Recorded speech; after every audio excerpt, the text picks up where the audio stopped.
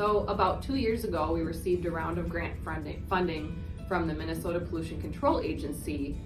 They have a Greater Minnesota Recycling and Composting grant that's available periodically, and so we applied for and received funding to support additional composting programs in Otter Tail County. And as we learned about this, the organic composting program from Cedar, we were anxious to be part of this project and do our part. One of the first big steps was, who can we find that will be partners that will be willing to try this with us? You know, it's new for us, it's new for our partner pilot sites. And so I reached out to Tindy at Cleveland knowing, you know, this is a school setting that might work for this. You know, students are gonna learn how to compost their food waste and learn about how that helps the environment. So I reached out to Tindy for being a pilot site in this great new program. And so as we started to learn about it, we had several questions that we were curious about. How are we going to manage this? What is it going to look like on a day-to-day basis or week-to-week? Where does this food go? And then how are the kids going to learn about their part in the program? And we were grateful that Cedar came right to school and provided lessons, education for student groups, and they got to learn about the recycling table, what their part was, how they can plan ahead before they're dumping their tray at the end of lunch each day, and then we walked through it.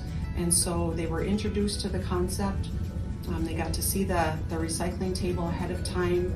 There are some great posters that are references for them each and every day, and they were excited about it and have done a remarkable job of putting their trash in the trash, recycling items that can be recycled, and then putting their scraps and leftovers in the organic bin. There was no cost for pilot sites to participate in this program. So from the carts outside that the waste is collected in for pickup, to the compostable bags, to the bins inside, the signage, a waste sorting station in the cafeteria, this is all covered by grant funding. So as we're learning together with our pilot sites like Cleveland School, there's not another burden on top of really trying this out for the first time. We're looking for people who are ready to take a leap of faith to have a big impact.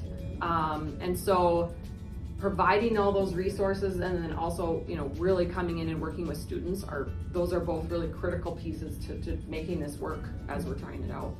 So Cedar, at the end of each week, what happens with all of the organic recycling scraps?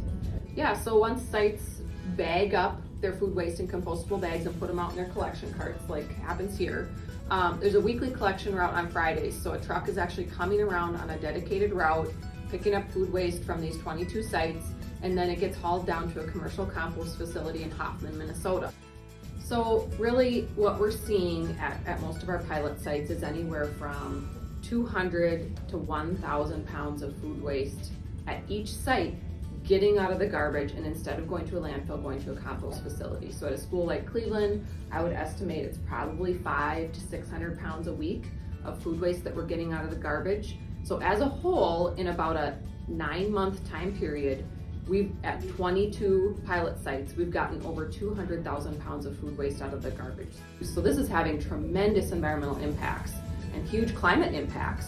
And so by capturing some of those resources through composting, we can really do a lot at a relatively small number of places, because we've really focused on places where food waste is an issue that we can target with this one kind of strategy.